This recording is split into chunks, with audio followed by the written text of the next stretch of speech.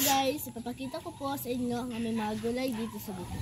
Meron kami ditong saluyot. Ito po ay tinatawag namin dito sa bukid na saluyot. Marami kami ditong mga saluyot at meron din kami ditong siling labuyo. So, mga siling labuyo namin. At dito, meron din kami ditong mga talong. So, ito po ang aming mga talong. Marami ng bunga ang aming mga talong, pero kaso hindi pa sila pwedeng kukunin dahil maliliit pa. Ito, pwede na rin to dahil medyo malaki na. Marami dito mga bunga ang aming mga talong. Ito pa. At marami pa ditong mga bunga ang aming mga talong. At ito ay sobrang healthy po nito. At wag po kayong matakot kumain ito. Dahil ito po ay nagpapalusog sa ating katawan. At dito rin po, meron din kami ditong mga okra. So, iyan, maliliit pa po ang aming mga okra.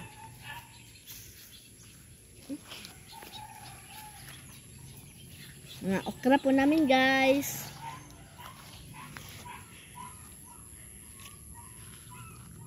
At dito rin, meron din kami ditong kangkong. Ito po ang aming mga kangkong. Marami kami mga kangkong. At talaga, kung pupunta kayo sa bukid, yung madalang lang yung makikita nyo yung mga hindi leafy vegetables. Ito talaga ang makikita nyo marami dito sa bukid, ang mga leafy vegetables. At marami pa pong ibang mga leafy vegetable, hindi lang po ito nag-iisa. At meron din kami dito ang tinatawag na kudyapa. Ito rin ay isa sa mga leafy vegetables. Marami kami ditong mga kudyapa. At hindi lang po yan ang mga gulay namin. Meron din kami ditong mga sitaw. Ayan guys. Marami na kaming sitaw. Ang marami po itong mga sitaw namin. Doon, meron kaming mga sitaw. At hindi lang doon na side guys. Meron din kami ditong sitaw. Marami po yung sitaw namin at malalaki na. Sure ako na pwede na itong haharbisin. Marami yung mga sitaw namin dito sa bukid. Kung magtiyaga ka lang na magtanim, may aanihin ka talagang marami. Ito. Libreng ulam na to. At meron din kami ditong lemongrass. Marami kaming lemongrass dito at matataba pa yung mga lemongrass namin dito dahil maganda yung quality ng soil namin dito sa bukid. Mataba rin yung mga soil namin dito sa bukid. At meron din kami dito ang tinatawag na sangig. Isa rin to sa mga spices kapag ikaw ay nagluluto ng sabaw. Meron din dito pero maliliit pa. Isa rin to sa pangpalasa ng iyong nilulutong sabaw o tinola.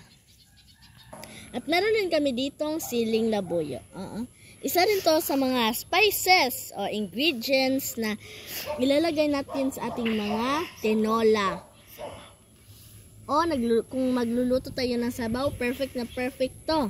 Lalo na't mahilig ka sa mga maaanghang. Siling labuyo.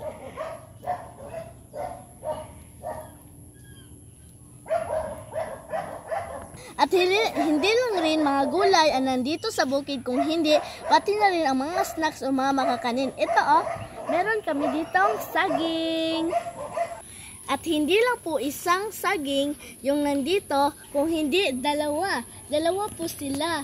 So, unlimited yung mga makakanin mo dito sa bukid kung nagtsatsaga ka lang talagang magtanim.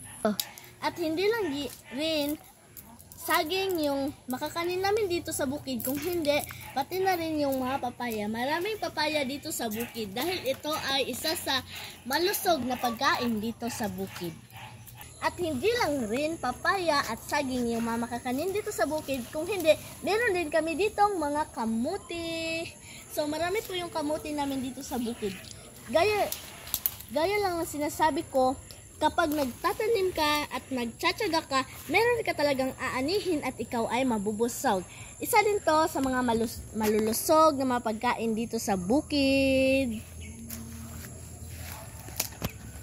At hindi lang rin yon ang mga makakanin dito sa bukid. Meron din tayo ditong kamuting kahoy. So marami po yung kamuting kahoy namin. Tignan nyo. Malalaki na sila. Oh. Yan. Masarap to sa sasaingin to. Masarap to. At meron pa dito guys. Marami po kaming mga ganitong mga tinanim dito sa bukid.